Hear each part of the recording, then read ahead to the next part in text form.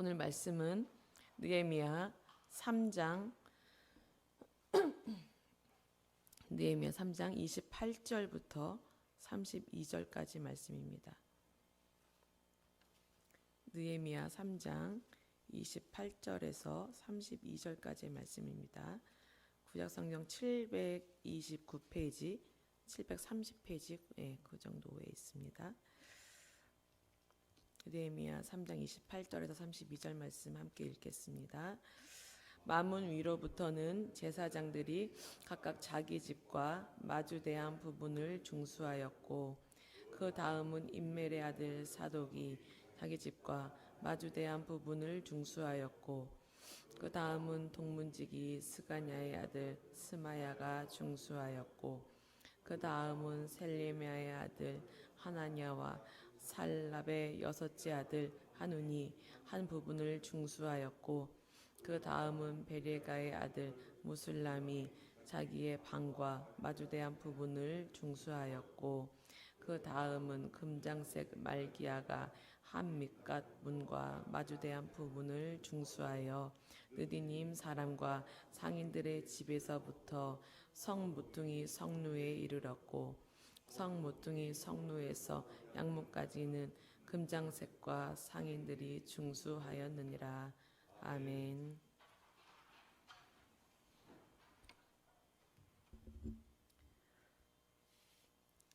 드디어 3장 마지막 부분입니다. 3장을 빨리 마치고 싶었어요. 계속 중수하였고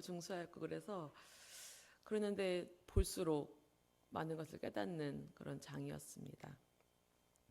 그래서 마문 28절에 보면 마문이라고 나오는데요. 마문은 동쪽 성벽에 있고, 이 마자는 말마자를 사용해요. 그래서 말이나 또 말을 탄 사람들이 시내로 들어갈 때 이용됐던 문이라고 합니다. 그리고 30절에 하나냐라는 사람은 8절에 향품 장사 하나냐로 이제 불렸던 그런 사람인데요. 또 한 부분을 담당했음을 알 수 있고요. 그리고 살랍의 여섯째 아들 하눈이라고 했는데, 유대인은요 주로 장자 중심입니다. 그런데 여섯째라는 것으로 이렇게 쓴 것을 보면 첫째부터 다섯째는 일하기 싫어서 농땡이를 쳤구나. 그것을 알 수 있어요. 그래서 동참하지 않았음을 보여주는데, 다윗과 같이 이 막내가 믿음의 계보를 이어가고 있구나라는 것을 보여줍니다. 하나님께서는 주위 사람들이 손 놓고 있을 때에도 낙심치 않고 묵묵히 일하는 사람을 찾으시고 주목하시고 계십니다. 나이가 어리고 부족해 보인다고 하더라도 그 희생적인 사람을 하나님은 기억하신다는 것을 알 수 있습니다. 그리고 이 무술람이라는 사람, 이 사람도 4절에 나와요. 아까 하나냐도 8절에 나왔었죠. 이 무술람도 4절에 나오는 사람으로서 두 곳의 성벽을 중수하였음을 또 알 수 있습니다. 31절에 한밑갓 문이라고 나오는데요. 한밑갓 문은 백성들이 특별한 일이 발생했을 경우에 그 문 앞으로 소집하는 그런 소집문이라고 보시면 되겠습니다.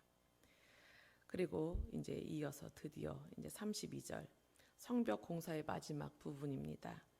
1절에도 보면 양문으로 시작을 했거든요. 양문으로 시작해서 지금 32절 양문으로 마치는 것을 볼 수 있습니다. 0으로 시작해서 0으로 마치는 것입니다. 3장은 의미 없이 지나치기 쉬운 장이에요. 열거된 사람들도 잘 눈여겨보지 않고 그냥 이 사람들로 인해서 중수되었구나, 이 정도. 별거 없이 지루한 장이라고 생각하고, 뭐 저쪽에는 누굴 낳고 이러더니 여기는 중수했고 하는구나 하면서 그냥 지나가는, 그냥 쓱 한번 훑어보고 지나가는 부분인데, 이 3장을 자세히 살펴보니까요, 그냥 뛰어넘을 장이 아니더라고요. 성벽 재건에 동참한 그 한 사람 한 사람은 하나님이 보시기에 너무 소중했던 사람들이었습니다. 나이가 어떻든, 지위가 어떻든, 직업이 어떻든, 어디에 살고 있든, 내 상황이 어떻든 무엇이 우선인지 분별할 줄 알았던 사람들, 하나님의 음성에 귀를 기울이고 하나님의 일에 동참했던 그런 사람들이었습니다.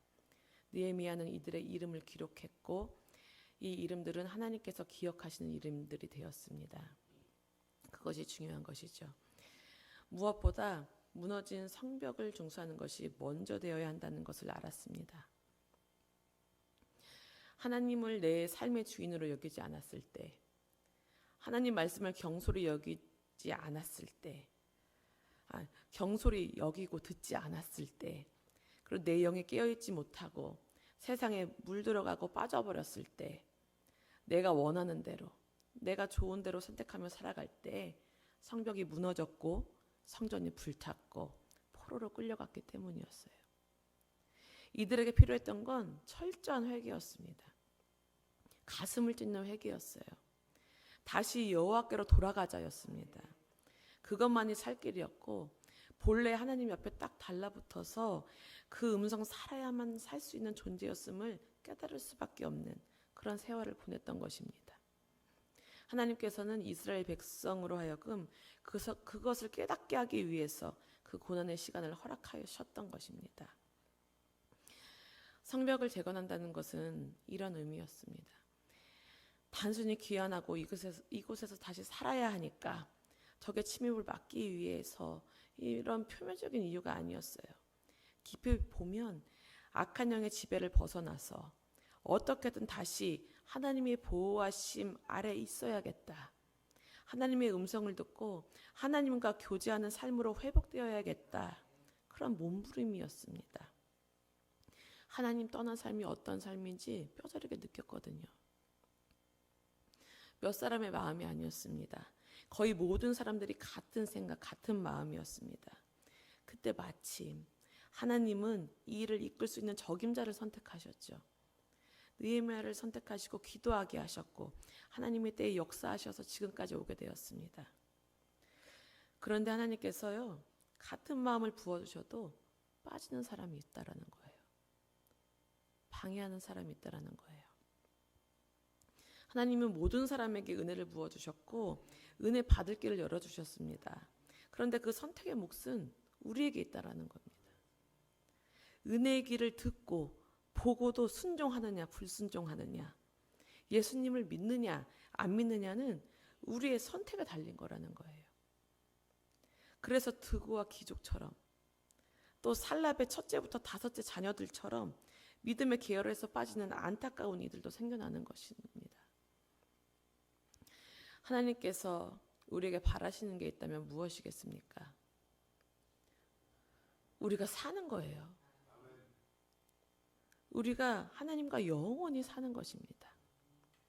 하나님은 우리를 살리기 위한 일들을 계속 해나가고 계시는 중입니다.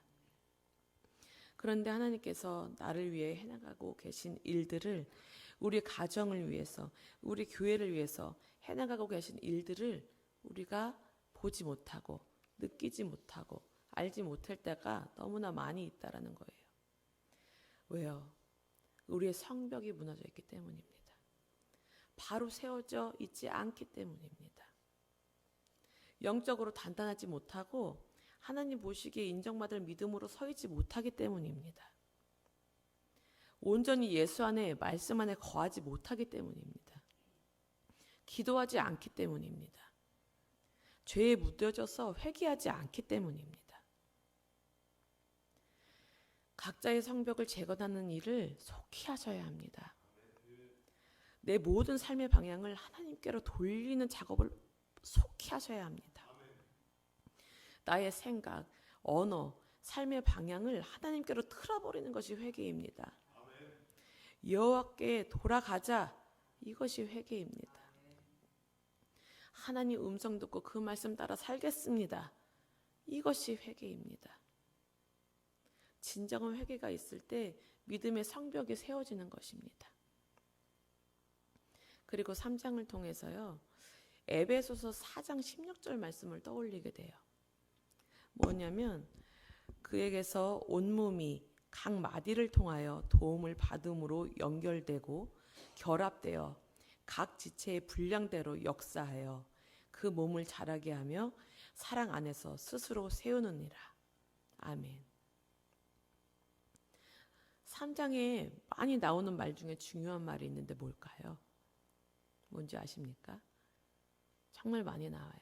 중수하였고 뭐 이 정도로 많이 나와요. 뭐냐면 그 다음은 이라는 말입니다. 그 다음.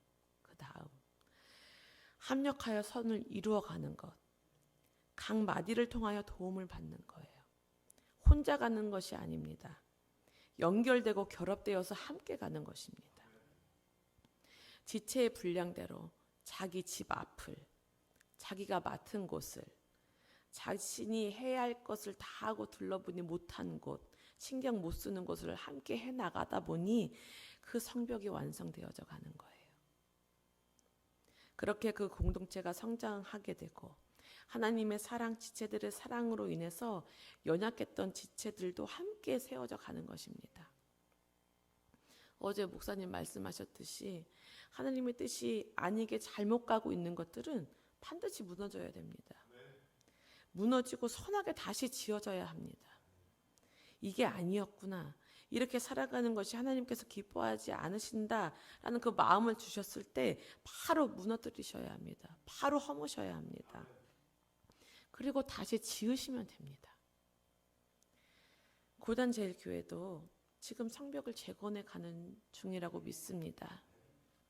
한 사람 한 사람이 그 다음 자신의 성벽을 잘 중수하고 미처 손이 안 닿았던 곳, 아직도 주저앉아 있는 곳들을 가서 중수하는, 그렇게 하나님 안에서 아름답게 성장하는 공동체가 되어지기를 소망합니다. 매 순간 여호와께로 돌아가자. 이것을 잊지 않기를 바랍니다. 매 순간 회개하는 삶, 이것이 참 중요합니다. 그래서 정말 하나님께서 원하시는 그렇게 예수님 안에, 믿음 안에 거하는 삶을 꼭 살아내시는 우리가 되기를 바랍니다. 여호와께 돌아가자 하니까 또 여호와께 돌아가자라는 그 찬양이 또 생각이 나지 않습니까? 그 가사를 또 불러드리고 말씀을 마치도록 하겠습니다. 내 백성이 나를 떠나 돌아섰지만 내 사랑이 내 백성을 포기 못하니 내 모든 것 내어주고 나 그들을 얻으리라. 여호와께 돌아가자. 우리 돌아서도 그는 변치 않네. 여호와께 돌아가자. 우리 넘어져도 그 사랑 영원하네.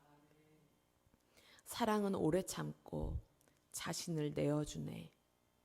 서로 사랑할 때 세상은 주 보내.